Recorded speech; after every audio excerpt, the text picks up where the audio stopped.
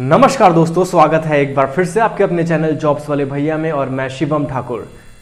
आपके स्क्रीन पे फ्रेंड्स एक लेटर दिख रहा है सामान्य प्रशासन विभाग का 16 अगस्त 2024 का।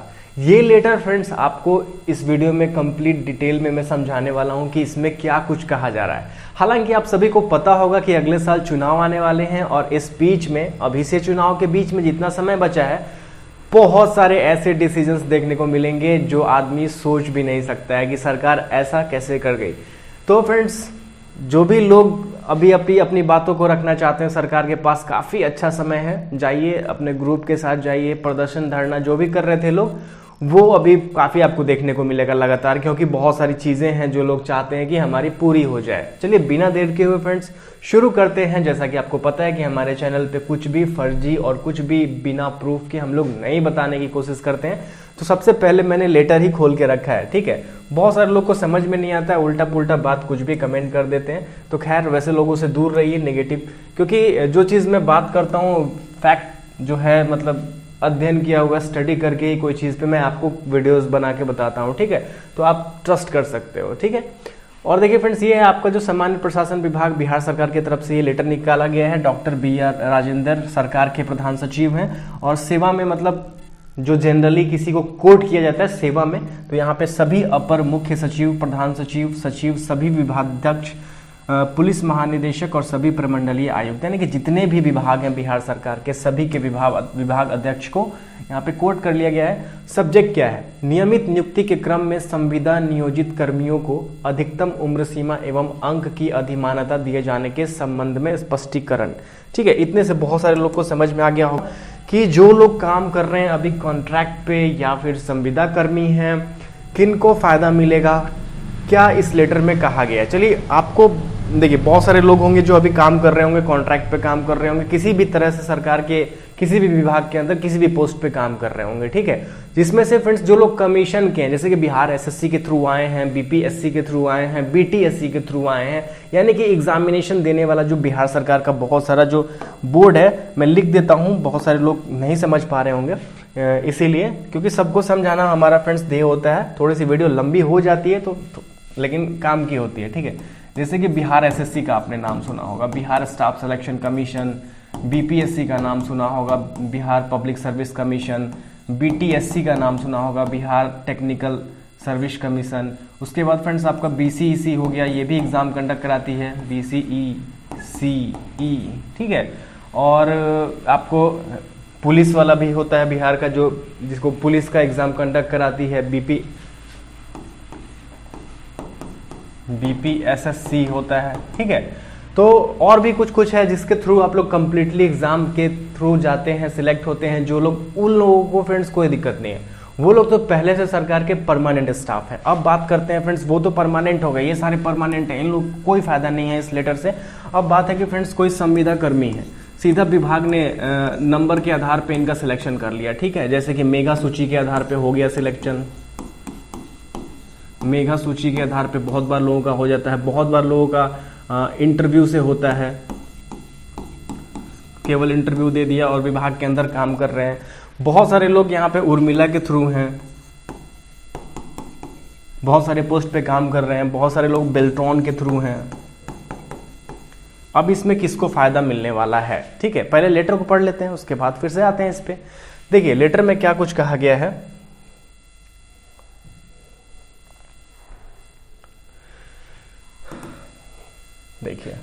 देखिए और अच्छे से पढ़ लीजिएगा आप लोग भी, क्योंकि बड़ा कर दिया मैंने। महाशय, उपयुक्त विषय के संदर्भ में कहना है कि सामान्य प्रशासन विभाग के संकल्प संख्या ज्ञापांक कितना दिनांक कितना द्वारा विधिवत सृजित सभी रिक्त पदों के विरुद्ध संविदा नियोजन एवं प्रावधान एवं प्रक्रिया निरूपण किया गया था। इस संकल्प के प्रावधान के तहत राज्य सरकार के विभिन्न विभागों में संविदा पर नियोजित कर्मियों की सेवा संबंधी बिंदुओं के संबंध में श्री अशोक कुमार चौधरी, पूर्व मुख्य सचिव की अध्यक्षता में गठित उच्च स्तरीय समिति की अनुशंसाओं पर राज्य सरकार का निर्णय सामान्य प्रशासन विभाग के संकल्प संख्या 12534 दिनांक 17/9/2018 द्वारा संसूचित किया गया है। उक्त संकल्प के साथ संलग्न संविदा नियोजित कर्मियों को अधिकतम उम्र सीमा में स्थलीकरण तथा अनुभव के आधार पर नियुक्ति में अधिमानता दिए जाने का प्रावधान है। ठीक है, ये प्रावधान पहले से है, लेकिन क्या इस अभी क्या चेंज हो गया वो भी मैं आपको बताऊंगा। ठीक है,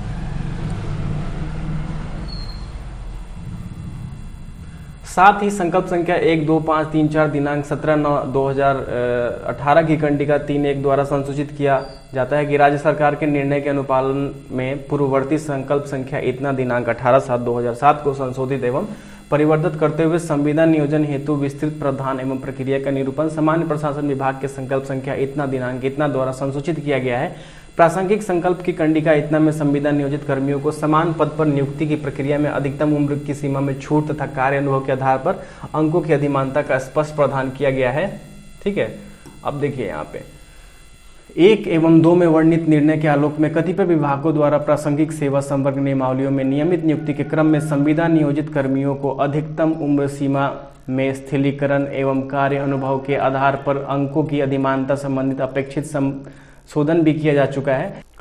तो फ्रेंड्स, यहाँ पे इस क्रम में इस बिंदु पर मार्गदर्शन की अपेक्षा कतिपय विभागों द्वारा की गई है कि यदि नियमित नियुक्ति हेतु चयन की प्रक्रिया में प्रारंभिक एवं मुख्य परीक्षा दोनों हो तब अधिमानता दोनों परीक्षाओं में दी जाए अथवा मात्र प्रारंभिक परीक्षा में दी जाए या मात्र मुख्य परीक्षा में दी जाए। मेन पॉइंट ये है, इसको मैं समझाऊंगा आपको। इस संदर्भ में समीक्षा में पाया गया कि यदि प्रारंभिक परीक्षा में अंकों की अधिमानता या अधिकतम उम्र सीमा में स्थलीकरण का लाभ नहीं दिया जाए तो अधिकांश संविदा नियोजित कर्मी मुख्य परीक्षा में सम्मिलित नहीं हो सकेंगे। इसी प्रकार मात्र प्रारंभिक परीक्षा में प्रासंगिक अधिमानता दिए जाने की स्थिति में भी अंतिम परीक्षा फल में संविदा कर्मियों के चयनित होने की संभावना नगण्य हो जाएगी, क्योंकि संविदा नियोजित कर्मियों की प्रतियोगिता ऐसे अभ्यर्थियों से होगी जो तुरंत विश्वविद्यालयों से निकले होंगे। वर्णित परिस्थिति में संविदा नियोजित कर्मियों को नियमित नियुक्ति के क्रम में प्रासंगिक अधिमानता दिए जाने के मूल उद्देश्य की प्राप्ति नहीं हो सकेगी।